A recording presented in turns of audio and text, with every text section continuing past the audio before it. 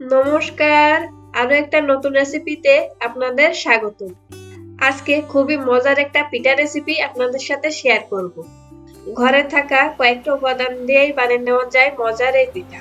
এটা দেখতে যতটা সুন্দর, খেতে কিন্তু অসম্ভব মজার হয়ে থাকে। তো চলুন শুরু করি আজকের রেসিপি। পিঠাগুলো বানানোর জন্য প্রথমে আমি দুইটা মিডিয়াম সাইজের গাজর ধুয়ে পরিষ্কার করে নিয়েছি।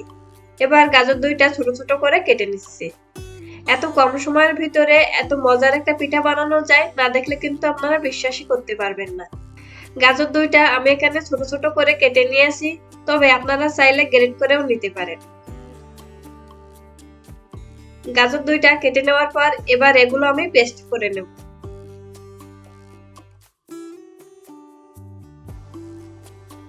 কিছুটা পেস্ট করে নেওয়ার পর এবার এর সাথে আমি কিছুটা জল দিয়ে দিচ্ছি, এতে করে গাজরের পেস্টটা একদম মিহি করে বানিয়ে নেওয়া যায়।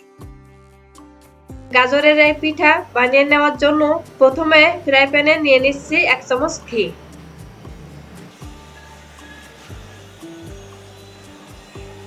তারপর ঘিটা যখন একটু গরম হয়ে আসবে তখন দিয়ে দিচ্ছি পেস্ট করে রাখা গাজর।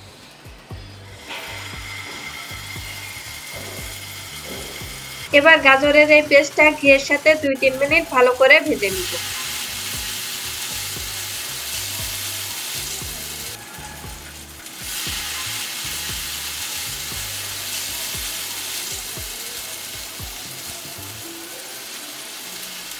এখন দিয়ে দিচ্ছি 3 চামচ চিনি আর সামান্য লবণ।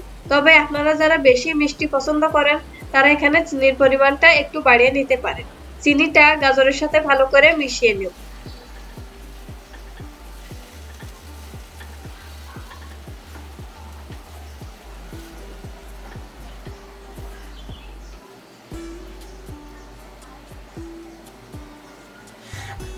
তারপর এর সাথে দিয়ে দিচ্ছি 3 চামচ চালের গুঁড়ো।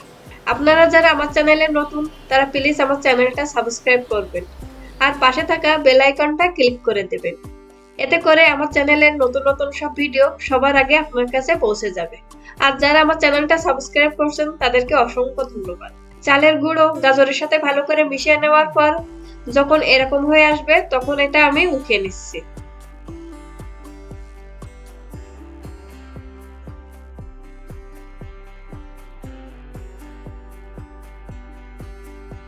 একটা বড় প্লেটে আমি গাজরের এই ডোটা উঠিয়ে নিচ্ছি।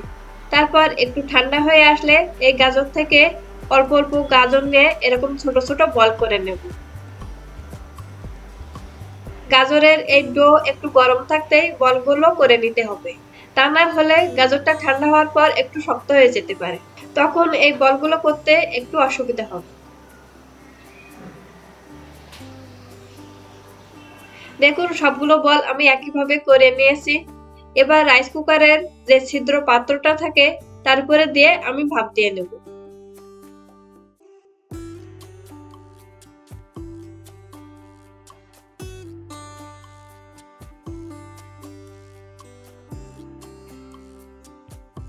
আগে থেকেই একটা পাতিলে পরিমাণ মতো জল গরম করে নিয়েছি। তারপর জলটা যখন একটু বলক উঠতে শুরু করবে তখন এর উপরে বলগুলো দিয়ে আমি 10 মিনিটের মতো ভাপ দিয়ে নেব। 10 মিনিট পরে দেখুন বলগুলো কিন্তু অনেকটাই ফুলে উঠেছে। আর এই ভাপ দিয়ে নেওয়ার কারণে বলগুলো কিন্তু অনেকটাই সফট হয়। এখন এই বলগুলো আমি নামিয়ে নিচ্ছি।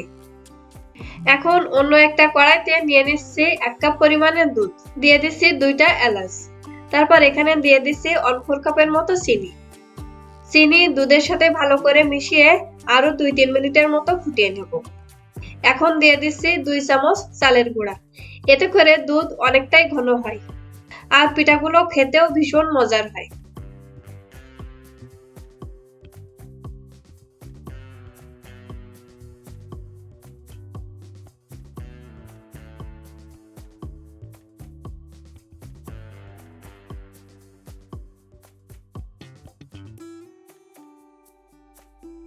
3-4 মিনিট জাল করে নেওয়ার পর যখন দুধটা এরকম ঘন হয়ে আসবে তখন গাজরের এই বলগুলো দিয়ে দিচ্ছি।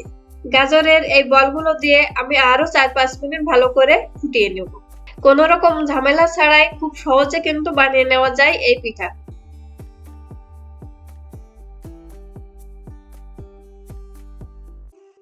আপনারা বাড়িতে অবশ্যই একবার হলেও ট্রাই করে দেখতে পারেন গাজরের এই পিঠা। খেতে কিন্তু ভীষণ মজার হয়ে থাকে।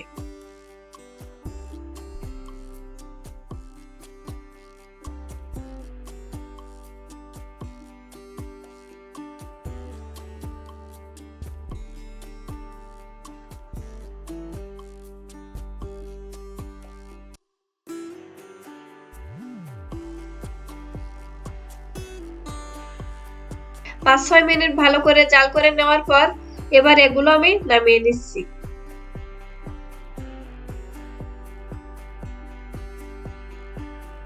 এইভাবে খুব সহজে বানিয়ে নেওয়া যায় গাজরের এই পিঠা।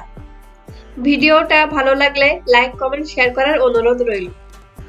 ভালো থাকবেন, সুস্থ থাকবেন। ধন্যবাদ সবাইকে।